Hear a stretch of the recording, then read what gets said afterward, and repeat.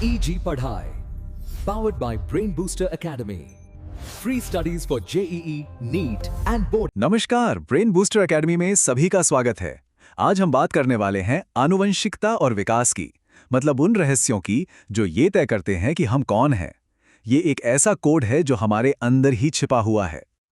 अक्सर ये सवाल मन में आता है ना कि किसी की आंखों का रंग माता पिता जैसा क्यों होता है, या बालों का स्टाइल परिवार के बाकी लोगों से कैसे मिलता जुलता है। देखिए, ये सब कोई इत्तेफाक नहीं है, ये तो हमारे डीएनए में लिखी एक पूरी कहानी है। तो चलिए इस दिलचस्प कोड को डिकोड करते हैं और समझते हैं कि आखिर ये एक पीढ़ी से दूसरी पीढ़ी तक पहुंचता कैसे है। तो ये पूरी कहानी शुरू होती है एक साधु और उनके बगीचे से। इनका नाम था ग्रेगर मेंडल, जिन्हें आज हम फादर ऑफ जेनेटिक्स या आनुवांशिकी का जनक कहते हैं। पता है, उन्होंने सिर्फ मटर के पौधों पर कुछ सिंपल से लेकिन बहुत ही शानदार एक्सपेरिमेंट्स किए और उन्हीं से वंशानुक्रम के वो नियम खोज निकाले जिन्होंने साइंस की दुनिया में, समझिए, एक क्रांति ही ला दी। तो मेंडल ने हमें दी जिंदगी की एक सीक्रेट रूल बुक, जिसमें 3 बहुत ही फंडामेंटल नियम थे। और कमाल की बात यह है कि ये नियम आज भी मॉडर्न जेनेटिक्स की बुनियाद हैं।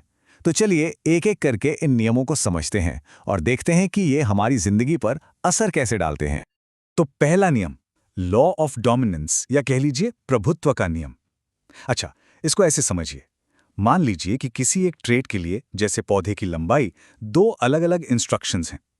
एक कहता है लंबा और दूसरा बौना। तो ये नियम कहता है कि एक इंस्ट्रक्शन, जिसे हम डोमिनेंट यानी प्रभावी कहते हैं, वो हमेशा दूसरे वाले यानी रिसेसिव या अप्रभावी पर हावी हो जाएगा। मतलब जो डोमिनेंट है वो दिखेगा और रिसेसिव वाला छिप जाएगा। तो जब मेंडल ने एक प्योर लंबे पौधे को एक प्योर बौने पौधे से क्रॉस कराया ना, तो जो रिजल्ट आया वो काफी चौंकाने वाला था। पहली पीढ़ी में, मतलब F1 जनरेशन में, जितने भी पौधे हुए वो सबके सब लंबे थे।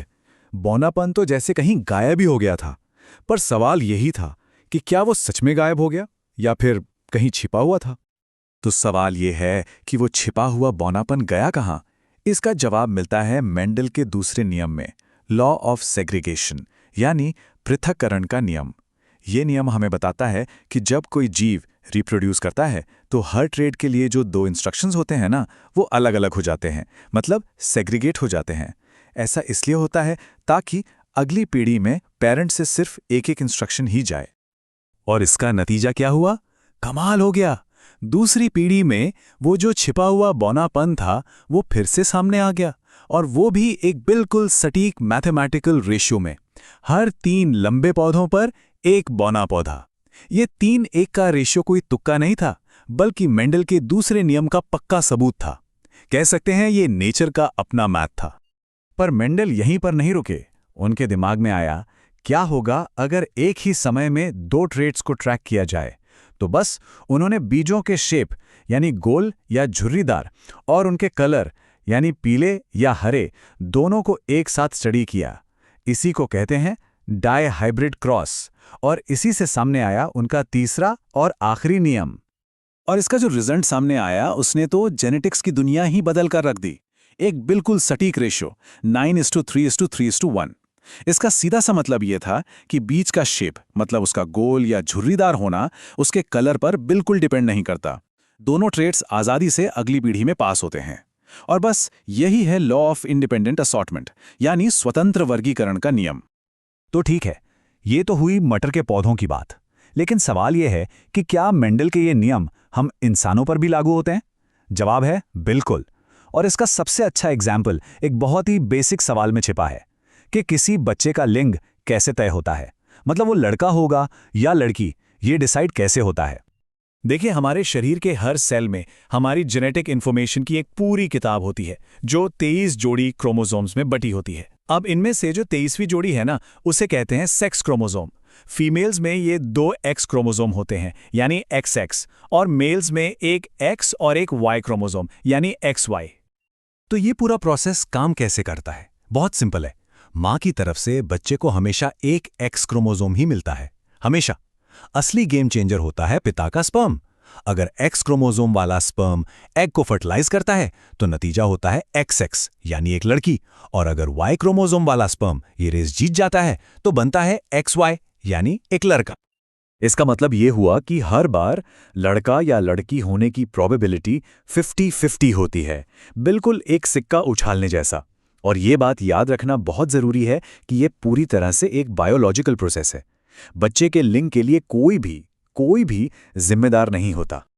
तो अभी तक तो हम बात कर रहे थे कि एक पीढ़ी में ट्रेड्स कैसे पास ऑन होते हैं, लेकिन जरा सोचिए, जब यही छोटे छोटे बदलाव लाखों करोड़ों सालों तक पीढ़ी दर पीढ़ी जमा होते रहते हैं, तब क्या होता है? तब वे लिखते हैं एक बहुत बड़ी कहानी, विकास की कहानी, यानी एवोल्यूशन, पृथ्वी पर जीवन की कहानी। एवोल्यूशन के जो सबसे मजबूत सबूत हैं उनमें से एक आता है होमोलॉगस और एनालॉगस ऑर्गन से। अब ये क्या है? होमोलॉगस ऑर्गन्स वो होते हैं जिनका बेसिक स्ट्रक्चर तो एक जैसा होता है पर फंक्शन अलग अलग, और ये इशारा करते हैं एक कॉमन एंसेस्टर की तरफ। वहीं दूसरी तरफ हैं एनालॉगस ऑर्गन्स, जिनका स्ट्रक्चर अलग अलग होता है पर फंक्शन एक जैसा होता है, जैसे कि इंसान का हाथ, चमगादड़ का पंख और व्हेल का फ्लिपर। ऊपर से देखने पर ये कितने अलग लगते हैं, है ना? लेकिन जब इनकी हड्डियों की बनावट को अंदर से देखा जाता है तो पता चलता है कि उनका बेसिक ढांचा बिल्कुल एक जैसा है। ये एक बहुत बड़ा सुराग है, एक बहुत बड़ा क्लू कि हम सब एक कॉमन एंसेस्टर से ही इवॉल्व हुए हैं। और फिर आते हैं फॉसिल्स यानी जीवाश्म।